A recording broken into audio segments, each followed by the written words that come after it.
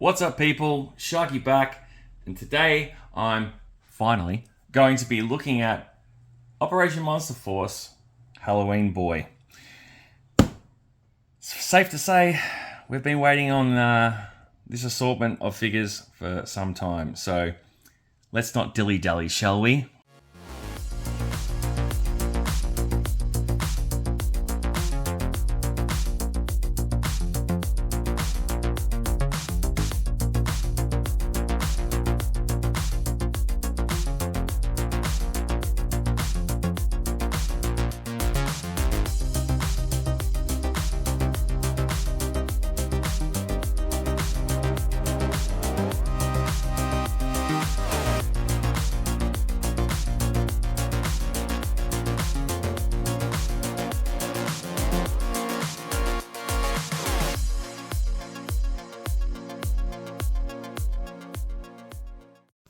So straight off the bat, the art looks fantastic on the front.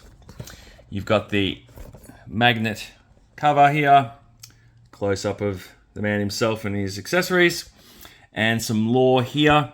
Now, if you don't know about Halloween Boy, he is originally not part of the Operation Monster Force universe. He's a standalone character created by Dave Baker, who has comic books that feature the character.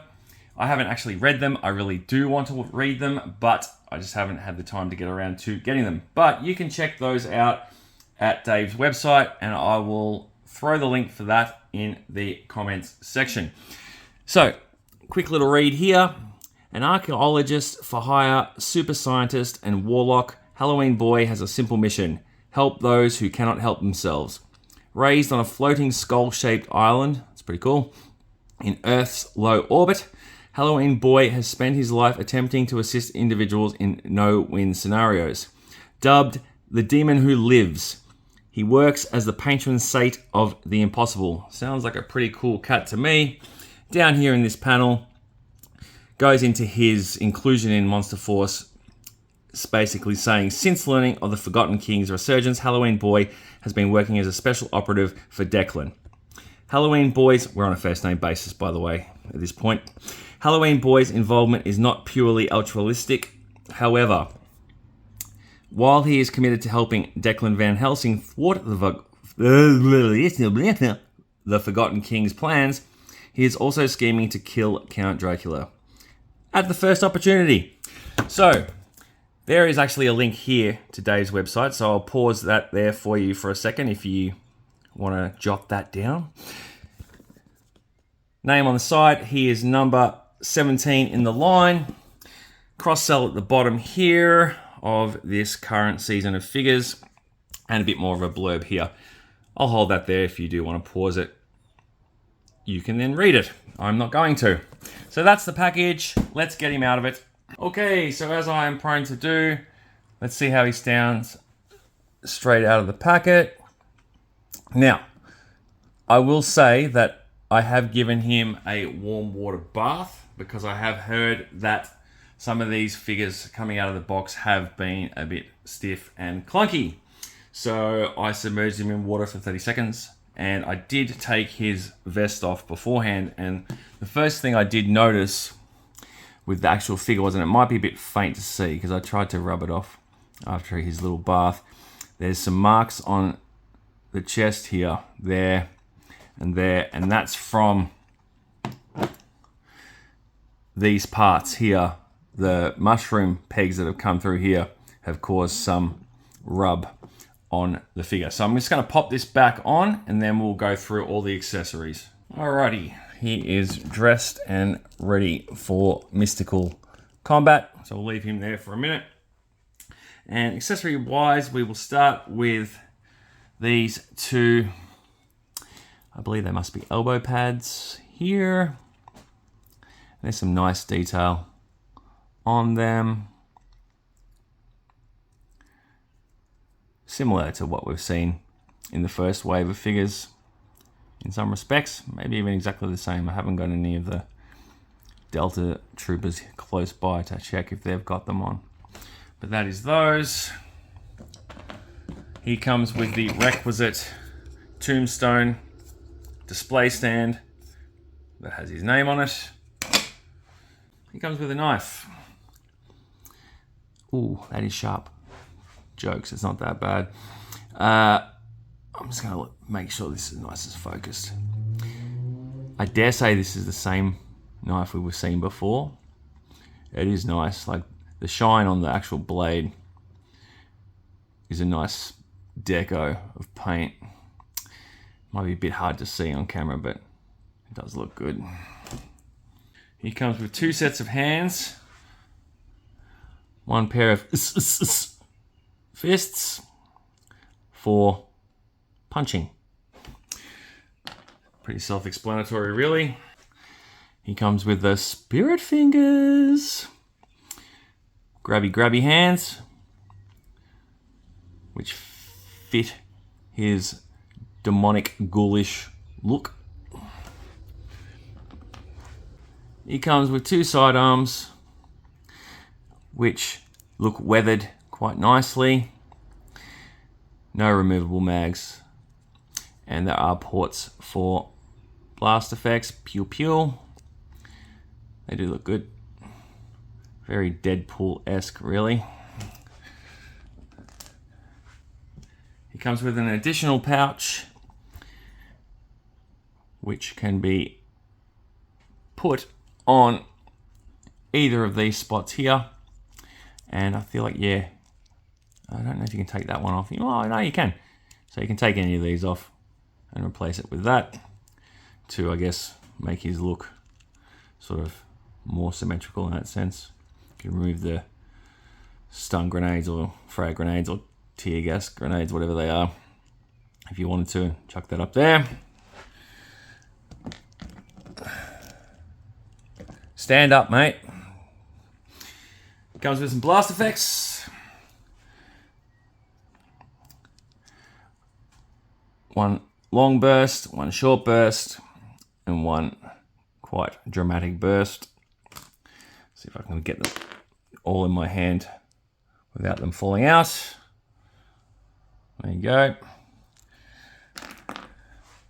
Comes with a smoking barrel effect, which do look good. Yeah, it's probably easy if I just shove it to you like that. And then he comes with his Gridiron Studios designed rifle. Has a removable mag, I believe, with 1 in the chamber. Sorry, 1 in the magazine here to go in the chamber.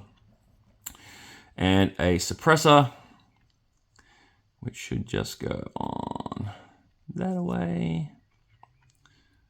Oh, that's a pretty tight fit.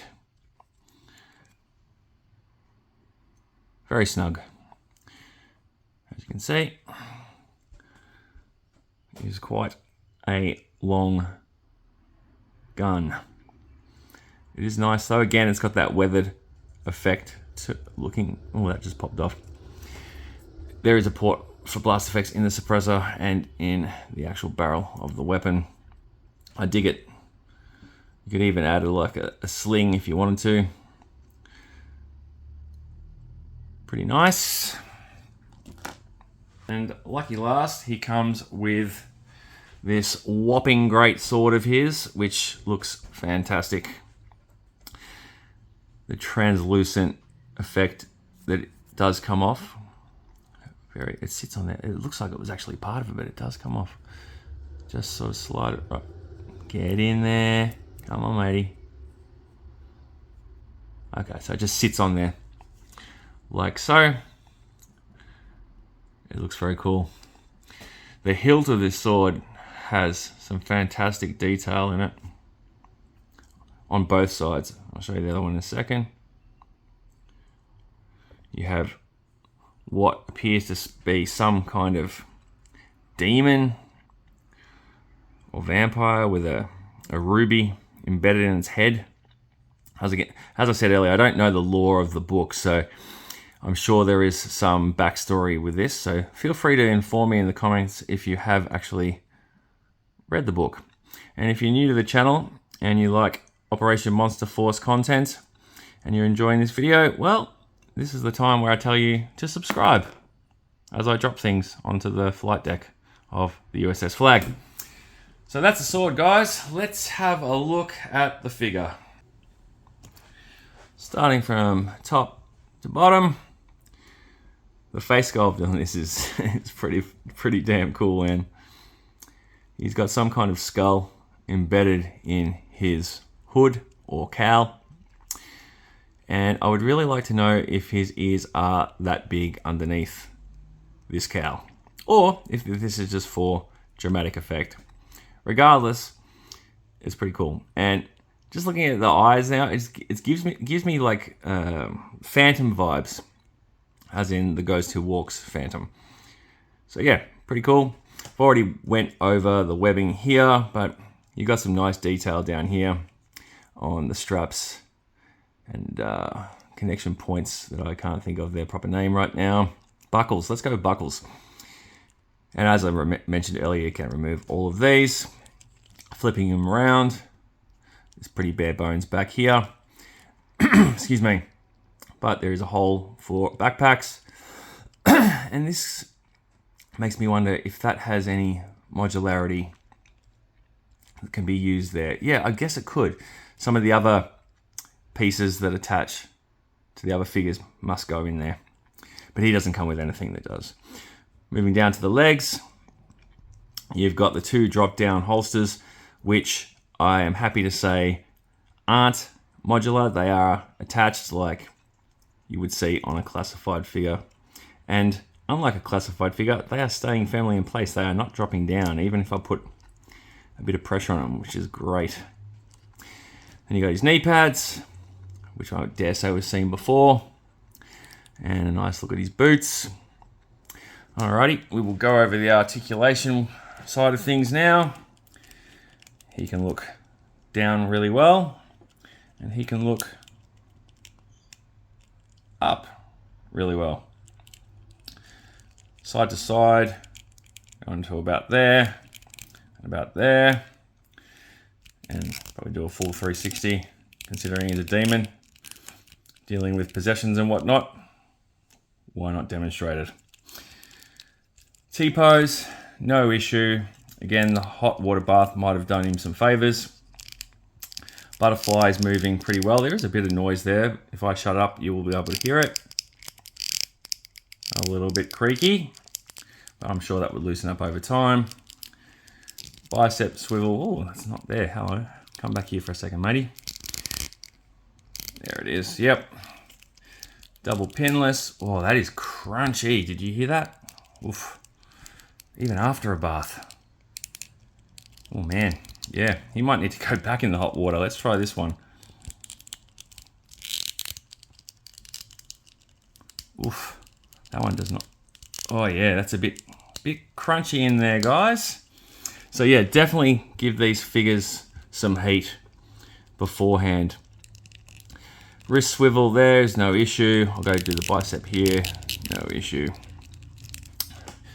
Believe he has a diaphragm which might be inhibited by the vest, but turning okay in that sense. Can you go back? Let's have a look. Probably about so far. Not going to push it. And probably about to there. That's with the vest on, of course. Yep, you can do the splits. No problem there. Drop down hips. They sit really snug, which is good. Legs, again, crunchy. Definitely not as smooth as the first wave of figures, but I don't feel like you would have much issue in damage-wise. I haven't seen anyone having any problems, but yeah, definitely give them a bit of hot water or heat gun action. You can go up so far here too. And no problems there. Boot cut. Yep, you beauty. Toes down. Wunderbar. So that is the articulation side of things. So let's kit him out and then we'll do some comparisons All right, so after some serious finessing off screen, there he is in possibly the best firing position I could get him into in that stance. I removed the little pouch, this one, from his upper right hand part of the webbing to try and allow for the stock to not have any kind of interference. And I think it helped a little bit, but what I've found is the problem is, in terms of him holding it, is that the trigger finger doesn't go all the way through the trigger guard, so the gun will pop out of his hands depending on how you get him to hold it. Like I was trying to get him to hold the barrel here and just failing miserably, so I've just popped it into there, and you know, you can get him to hold it like that. Also, the gun, I was going very slowly off camera because I didn't feel confident in the actual build of the gun. Like it feels, I don't want to say brittle because that's not the right word, but it feels like delicate. So, you know, I was taking my time to try and get it into his hands without forcing anything.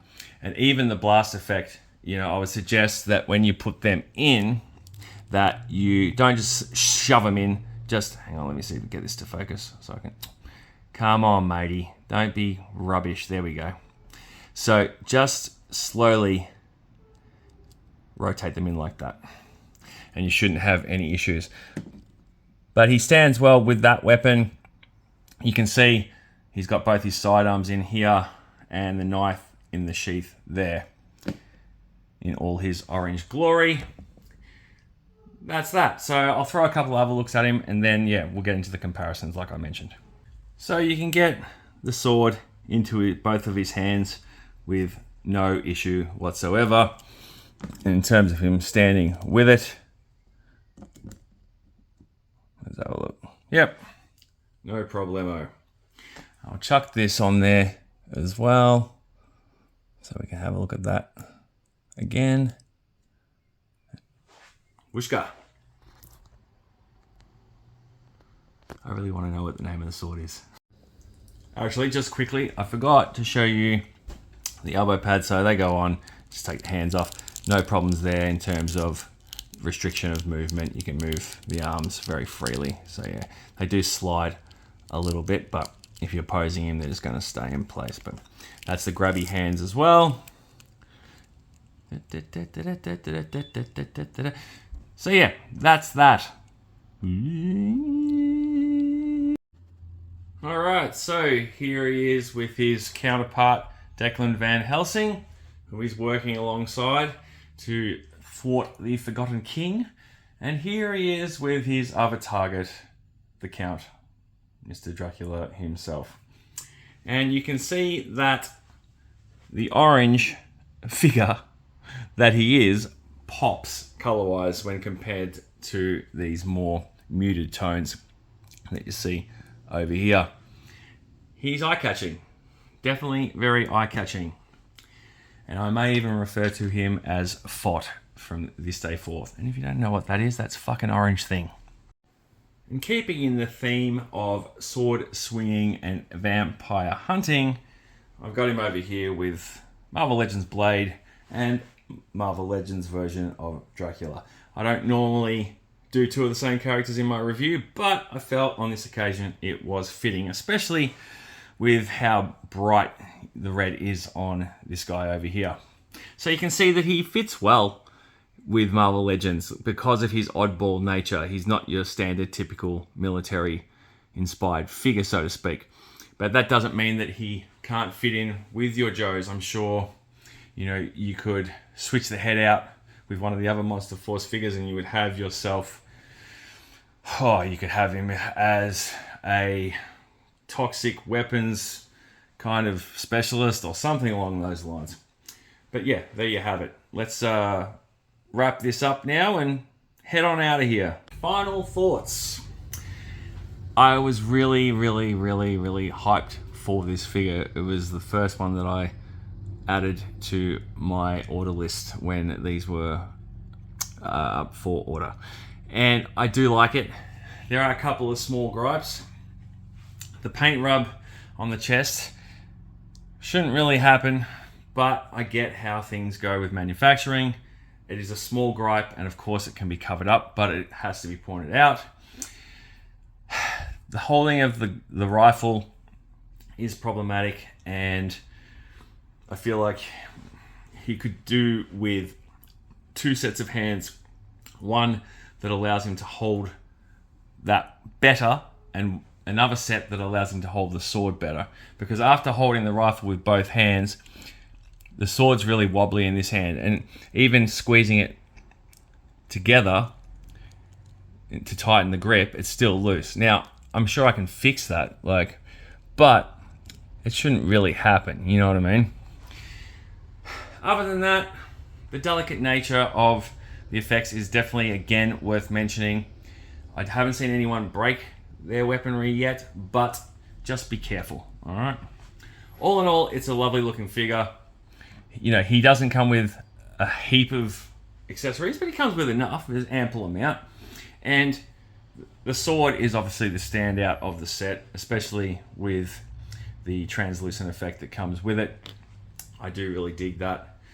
And, you know, I think he is a welcome inclusion to the line.